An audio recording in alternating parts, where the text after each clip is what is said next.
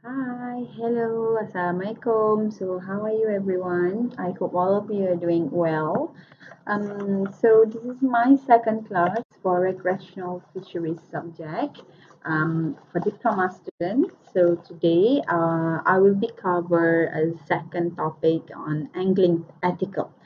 So, apakah angling ethical? So it's actually kalau kita translate ke bahasa Melayu, pemancing juga perlu beretika. Dia bukan manusia sahaja perlu beretika, tetapi pemancing juga perlu beretika. Okay, so if let's say lah kalau ada soalan, what do you understand with an ethical anglers? So an ethical anglers simple je, dia adalah pemancing yang memancing untuk hidup atau untuk makan. Maksudnya cukup-cukup makan, settle. Dia tak tamak. Dia tak tangkap ikan untuk dia ambil sebanyak-banyak mungkin sebab ikan terlalu banyak dia pun ambil dan mungkin balance tu dia bagi-bagi pada family dia. No. Dia ambil untuk dia rasa okey dah cukup untuk dia makan dan dia juga respect pemancing-pemancing lain, tak kira lah pemancing ke ataupun orang-orang di sekeliling dia. Dia tak membuang sampah dan dia pun kalau ada nampak sampah dia turut kutip sampah di sekeliling dia. So itu kita panggil an ethical angler lah basically. Maksudnya basically dia berkait dengan attitude, perangai pemancing macam mana. Dia bertanggungjawab atau tak. Okay. So, apa yang kita akan discuss hari ini lebih kepada attitude lah, perangai attitude macam mana.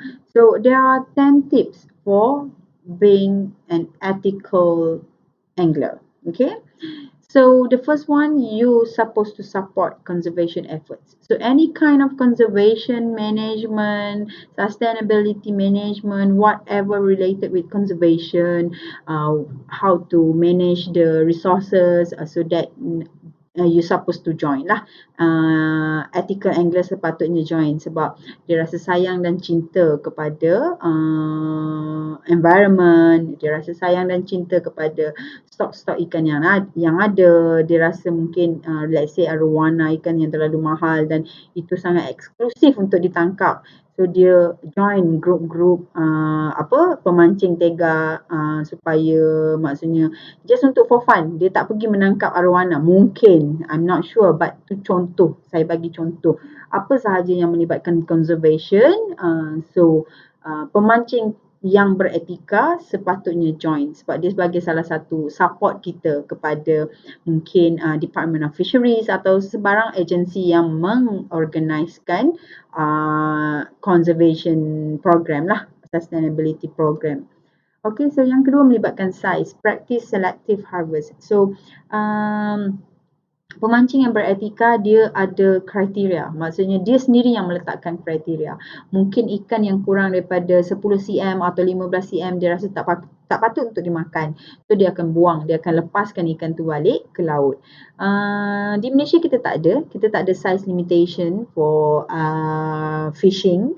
But di Singapore, di Australia, di Europe country, di European country mereka ada limitation, size limitation. Saya bagi contoh di Australia, jadi setiap jenis ikan dia ada limitation, dia ada size dia. At least in general dia tetapkan size minimum 10 cm atau 15 cm. Mana-mana ikan yang you all semua tangkap di persekitaran Australia haruslah melebihi saiz tersebut, saiz minimum. Sekiranya anda tangkap saiz yang minimum limit yang ditetapkan, so dia akan kenakan denda sama ada cash ataupun penjara. So bergantung kepada mana-mana region yang you all tangkap lah. You all tangkap ikan lah. So ini sangat ditekankan, sangat orang kata apa, dipandang serius. Dia tak main-main. Kalau kita mungkin undang-undang kita terlalu take it for granted. Kita terlalu take it easy. Tapi di Australia mereka sangat tegas. Malah di setiap tempat yang ada fishing recreational activity ni, dia letak satu macam signboard mana-mana ikan yang dilarang ambil dan ukuran-ukuran ikan yang mereka boleh ambil, minimum size dia dengan size limitation dia. So it will be good lah actually for our fisheries management. Tapi kita tak apply dekat Malaysia. And the third one is don't pollute. Of course, you should not throw any trash. Even though dekat kawasan air ke darat ke, kita tak patut membuang sampah lah. Sebab kita tak nak dia memberi kesan yang teruk kepada environment. Okay. And tak kisahlah kita buang apa. Even though kita buang tali pancing ke, itu tak boleh. Okay. So, an ethical angler tak boleh buang sampah. Ingat tu. Okay. Dan yang keempat, practice safe angling and boating. Maksudnya biasanya an ethical angler walaupun dia tahu berenang, dia tetap akan memakai life jacket dan dia concern pada orang-orang sekitar dia lah, keselamatan orang-orang sekeliling dia. Alright, so the next one is mematuhi undang-undang. Tak kisahlah sama ada peraturan memancing, peraturan bot yang mereka naik ataupun peraturan kapal mereka naik atau apa sahaja, mereka mematuhi undang-undang. Mereka demi keselamatan lah, lebih kepada demi keselamatan. Okay. Seterusnya, respect other anglers' right. Maksudnya kita respect pemancing yang lain. Kita bukan pentingkan diri sendiri. Supaya kenapa kita respect? Sebab kita nak sama-sama having fun. Kita tak nak kita seorang je yang puas, tapi kita nak semua puas pergi memancing. Macam itulah ibaratnya. Maksudnya janganlah kita mengganggu pemancing lain, buat bising ke. Itu pun sort of respect lah. Okay. Respect property owners right. Okay, let's say kalau kita pergi memancing di kawasan yang private area, so we are supposed to ask permission lah. Let's say kalau kita pergi area yang memang declare tu sebagai private area, kita kena minta permission. Kita tak boleh sebarang pergi tabrak je ikut suka. No way, don't do that. Okay. And share fishing knowledge and skills. Bagusnya sebenarnya ethical angler, mereka suka berkongsi ilmu. Mereka suka tukar pendapat, pandangan, expertise yang mereka ada sesama mereka. So this is a very good sharing. Okay, kita memang sepatutnya harus sentiasa berkongsilah ilmu dan pengalaman yang kita ada untuk kita share lah supaya pemancing-pemancing lain pun faham ataupun at least mereka juga tahulah tentang apa yang skill dan knowledge yang kita ada, kita boleh share. Apa lagi? Dan di samping kita boleh membantu mereka lah dengan berkongsi ilmu tu, kita juga mendapat having fun together. Okay. Take care not to spread aquatic organism from one water to another. Okay, ini maksudnya dia macam ni. Kalau kat Malaysia kita tak ada undang-undang macam ni. Kalau saya bagi contoh, kalau dekat US, America, California, ada Utah, certain area, bukan certain, almost more than half in US, diorang ada undang-undang yang tak boleh kita guna pakai live bait. Maksudnya bait is in umpan. Yes, bahasa Melayu umpan.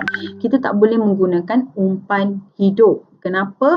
Contohnya kita gunakan ikan kecil tu sebagai umpan hidup. Bila kita letak ikan kecil tu yang hidup, kemungkinan ikan tu untuk terlepas adalah sangat tinggi. So bila dia terlepas, sebenarnya kita tangkap dekat kawasan air, kawasan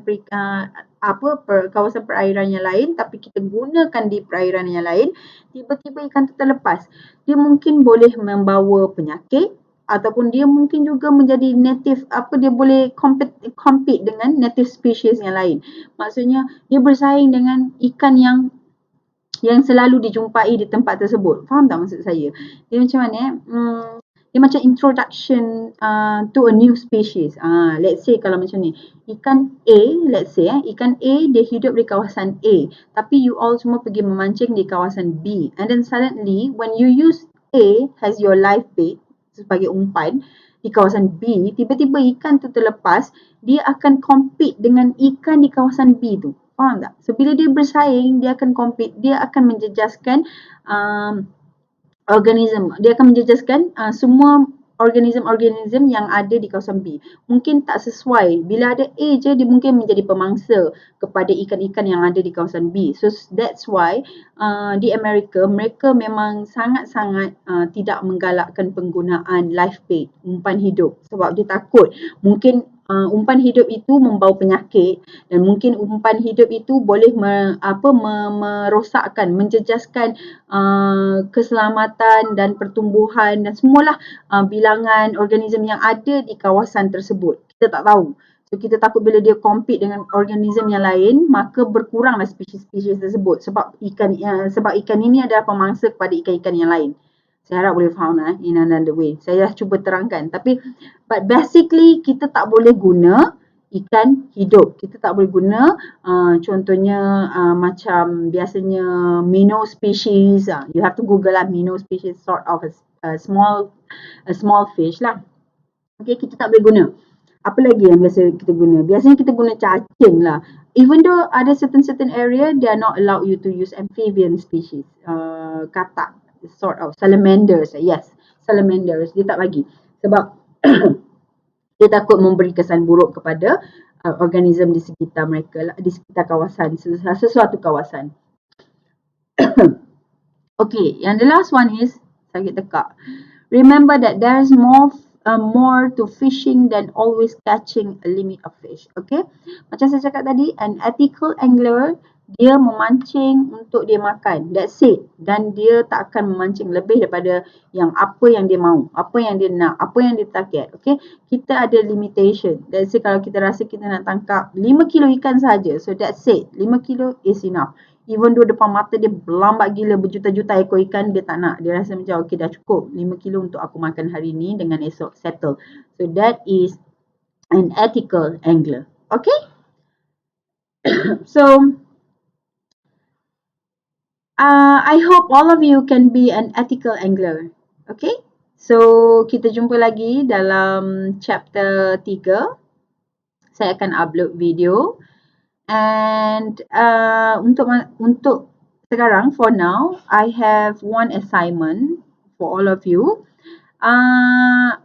Saya nak setiap pelajar pergi ke mana-mana kedai pancing berdekatan dengan rumah. You all boleh pilih salah satu. Pergi ke kedai pancing berdekatan dengan rumah. Ambil gambar joran yang berada di kedai tersebut. 1 ke 2 ke, tak kisah. Saya nak gambar you all dengan joran tersebut. Okay, saya tak nak gambar joran saja sebab mana-mana joran you all semua boleh Google. So, ambil gambar dengan joran dan briefly explain. Explain to me what kind of joran they sold in their shop. Okay, ambil gambar joran, you all dengan joran dan briefly explain joran apa untuk ikan apa. Okay, dan sekiranya tiada kedai mancing, you all boleh mungkin boleh boleh guna pancing sendiri, tangkap gambar you all dengan rod sendiri, tak kisah. Janji you all dengan pancing. Okay, tak kisah pergi pancing ke, pergi kedai ke, pinjam kawan punya ke, tak kisah. Any kind of fishing rod saya terima, janji you all dengan gambar pancing dan briefly explain to me apakah jenis ikan yang bersesuaian ditangkap dengan pancingan yang you all semua ada. Okay. Alright, so I'll see you again. You can just text me, message me, or email me if you have any question related with recreational fisheries. Okay, I'll see you soon. Bye. Assalamualaikum.